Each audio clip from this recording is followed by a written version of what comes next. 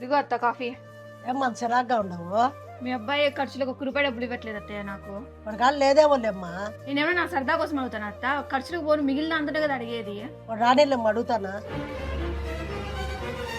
అదో అత్త వస్తున్నాడు. ఏంది అత్తా కోళ్ళు ఇద్దరు ప్రశాంతం కూర్చోనంటే ఏదో జరుగుతుందే. ఎవరై నెల జీతం ఇచ్చిండా? అవును, మా జీతం వచ్చింది. సరే అయితే కోడలకు డబ్బులు ఇయ్యి. తీసుకోబ్బా. ఎంత కావాలి? 2000 కావాలి. 2000? 2000 అయితే నా దగ్గర లేదు. మరి వచ్చిన జీతం ఏమైపోతుందిరా? ఇదో ఇది ఇంటి ఖర్చులకి, ఇది డ్వాక్రా డబ్బులు, ఇది పాల ఖర్చులు, ఇవి స్కూల్ ఫీజులు. ఇంకా పోను మిగిలింది 2000. ఆ 2000 మీ భార్యకి ఇచ్చేసేయి.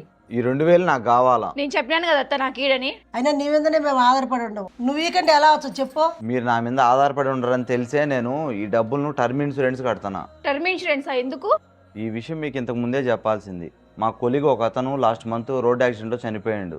అతని మీద ఆధారపడిన వాళ్ళ ఫ్యామిలీ ఇప్పుడు ఆర్థికంగా చాలా ఇబ్బందులు పడుతున్నారు. అవునా, ఎంత కట్టాలి? దీనికి పెద్ద మొత్తంలో కట్టాల్సిన అవసరం లేదు. నెలకు 400 నుంచి 500 వరకు ప్రీమియం కడుతూ కోటల్లో కవరేజ్ పొందవచ్చు. అయ్యో క్షమించండి, నేనే తప్పుగా అర్థం చేసుకున్నా. నేను లేకున్నా నా కుటుంబానికి ఆర్థిక భద్రత కల్పించడమే నా బాధ్యత. అందుకే ఈ టర్మ్ ఇన్సూరెన్స్ కడతాను. మీరు కూడా తప్పనిసరిగా ఒక టర్మ్ ఇన్సూరెన్స్ అయితే తీసుకోండి. నెలకు 400 నుంచి 500 కట్టుకుంటూ కోట్లలో కవరేజ్ అయితే పొందవచ్చు. నా బయోలో లింక్ ఇచ్చినాను. ఇక్కడ మీరు ఏ కంపెనీ ఇన్సూరెన్స్ తీసుకున్నా పర్లేదు, అప్ టు 15% వరకు అయితే మీకు డిస్కౌంట్ లభిస్తుంది. మీరు వెంటనే పాలసీ తీసుకోకున్నా కనీసం మీ ఆర్థిక పరిస్థితిని బట్టి ఏ పాలసీ అయితే మీకు బాగుంటుందో తెలుసుకోండి. మనం ఉన్నా లేకున్నా మన కుటుంబానికి ఆర్థిక భద్రతనివ్వడం మన బాధ్యత.